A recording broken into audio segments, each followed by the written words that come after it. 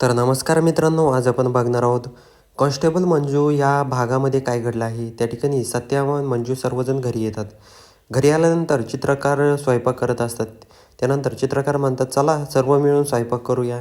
त्या ठिकाणी सर्वजण मग मंजू, सत्या आणि सर्वजण स्वयंपाक करत असतात. तर इकडं जी मम्मी साहेब असतात ते आतमध्ये असतात. त्यांना आवाज येतो काहीतरी, त्यामुळे त्या बाहेर येतात. बाहेर येऊन बघतात तर सर्वजण बालमा, चित्रकार ते सर्व स्वयंपाक करत असतात. त्यानंतर चित्रकार म्हणतात, हे काय दुकान मांडलंय तुम्ही?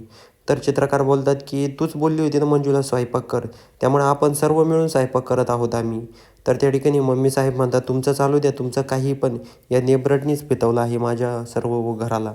त्या ठिकाणी नंतर सत्या आणि मंजू ते एकमेकाला बघून करंजी करत असतात. करंजी झाल्यानंतर मम्मी साहेब म्हणतात, सत्या काय चालू आहे तुझं?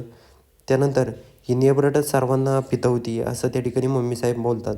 त्यानंतर सर्वजण स्वयंपाक करतात. मम्मी साहेब पण तिथून निघून जातात. दुसऱ्या दिवशी सकाळी ज्या मम्मी साहेब असतात त्या उठतात आणि म्हणतात, चित्रकार तुमची लाडकी सून कुठे आहे? रात्रभर स्वयंपाक केला, आता झोपली कवर पण?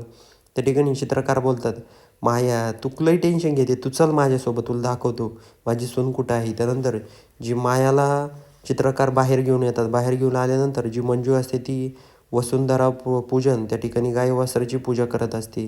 ते बघून मायाला आश्चर्यचकित होतं. तिला वाटत असतं की मंजू झोपली असेल आणि झोपलेली असली तर मग आणखी एक तिला टोचून बोलण्यासाठी आपल्याला एक पर्याय सोपा मिळेल असं मायाच्या डोक्यात असतं. त्यानंतर तिचा उलटाच डाव पडतो. त्यानंतर त्या ठिकाणी मंजूनं सर्व काही आवरलेलं असतं. तेवढ्यात त्या ठिकाणी ज्या मम्मी साहेब असतात ते म्हणतात, बरं झालं उठली लवकर आज. त्या ठिकाणी सपनाला म्हणते, काय गं सपने, तुला नाही उठता आलं का लवकर? तिनं सगळं काही आवरलं, तू काय करते?